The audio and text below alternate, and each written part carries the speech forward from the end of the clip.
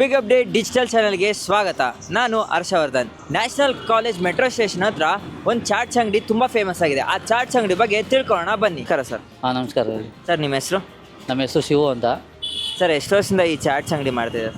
ನಾವು ಇಲ್ಲಿ metro open ಆದಾಗಿಂದ start ಮಾಡಿದ್ವಿ. 10 ವರ್ಷ ಆಯಿತು. ಚಾಟ್ಸ್ ಅಂಗಡಿ ಮಾಡ್ಬೇಕಂತ ನಿಮ್ಗೆ ಏನಕ್ಕೆ ಅನ್ನಿಸ್ತು ಸರ್? ಯಾಕೆ ಅನಿಸ್ತು ಅಂದರೆ ನಾವು ಬಡಿಸ್ತಾನೆ ಇತ್ತು ಅವಾಗೆಲ್ಲ. ಸಾಮಾನ್ಯವಾಗಿ ಕೂಲಿ ಕೆಲಸಕ್ಕೆ ಹೋದರೆ ತಿಂಗಳಾದ ಸಂಬಳಕ್ಕೆ ಹೋಗ್ಬೇಕು. ನಮ್ಮದೇ ಸ್ವಂತ ದುಡಿಮೆ ಅಂತ ದುಡಿಯೋ ಅಂದ್ಬಿಟ್ಟು ಸ್ಟಾರ್ಟ್ ಮಾಡಿದ್ವಿ.